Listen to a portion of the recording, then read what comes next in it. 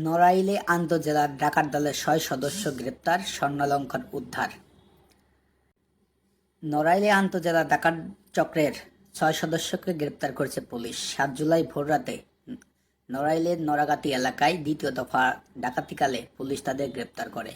এ সময় ডাকাতির কাজে ব্যবহৃত ২টি মোটরসাইকেল ও দেশীয় অস্ত্র জব্দ করা হয়। ডাকাতি করা স্বর্ণালংকার নড়াইলের বড়দিয়া ও গোপালগঞ্জের রামদিয়া বাজার থেকে উদ্ধার করা হয়।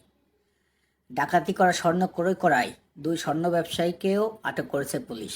সোমবার ৮ জুলাই দুপুরে জেলা পুলিশের সম্মেলন কক্ষে নড়াইল জেলা পুলিশ সুপার মোহাম্মদ মেহেদী হাসান সংবাদ সম্মেলনে সাংবাদিকদের এসব তথ্য জানান।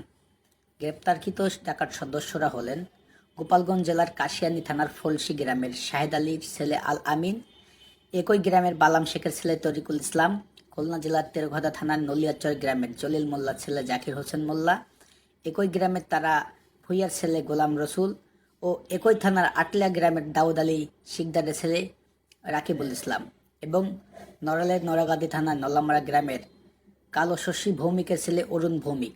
তারা সবাই পেশায় ভ্যান চালক ও ভাড়ায় মোটরসাইকেল চালক। পুলিশ আরও জানায়, আটককৃত স্বর্ণ ব্যবসায়ীরা হলেন গোপালগঞ্জ জেলার কাশিয়ানী থানার রামদিয়া বাজারের পূজা জুয়েলার্সের মালিক অমৃতবালা ও নড়াগাতি থানার বড়দেয়া বাজারের অপূর্ব জুয়েলার্সের মালিক অপরেশ শিকদার। গত ২ জুলাই রাতে নড়াগাতি থানার নল্লামারা গ্রামে মফিজুল চৌধুরীর বাড়িতে ডাকাতি হয়। ডাকাতেরা নগদ অর্থ, স্বর্ণালংকার, একটি মোটরসাইকেল ও একটি টেলিভিশন ডাকাতি করে। পরে ৭ জুলাই মফিজুল চৌধুরী নড়াগাতি থানায় একটি ডাকাতি মামলা দায়ের করে। প্রথম দফা ডাকাতির মামলার পর পুলিশ ডাকাতদের চিহ্নিত করতে নানা ধরনের কৌশল অবলম্বন করে। জুলাই ২টার পরে আমাদের নড়াগাতি থানাতে জনৈক মফিজুর রহমানের বাড়িতে একটা সংঘবদ্ধ ডাকাতি সংঘটিত হয়। এখানে ডাকাতি এসেছিলেন, এসে গেটটা ছিলেন ফলক্সিবল গেটের তালাটা খুলে তারা সে বাড়িতে প্রবেশ করে এবং ২টার থেকে ৩:৩ এই ৪৫ মিনিটের ভিতরেই সে বাড়ি থেকে তারা একটা ডিসকভারি মোটরসাইকেল, একটা টিভি, কিছু স্বর্ণালংকার এবং কিছু টাকা তারা নিয়ে যায়। তো এর পরিপ্রেক্ষিতে একটা মামলা হয়।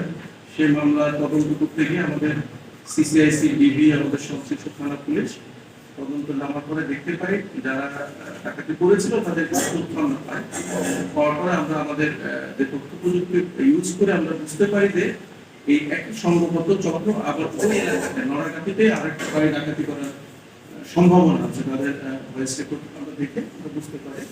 তো সেটাকে খেয়াল করে আমরা পরবর্তীতে আমাদের অপারেশন টিম যায়। যাওয়ার পরে গত ৭ তারিখ রাত্রে একই টিম তারা তাদের আমরা লোকেশন দেখতে পাই যে এই নড়াগাতির একটা জায়গা। আমাদের ৪টা টিম তার দিকে থাকে এবং আমরা বুঝতে পারি যে এই ৫০০ গজের ভিতরে হয়তো একটা ডাকাতি হতে পারবে, তারা আসবে, একটা নাশকতা করার চেষ্টা করবে।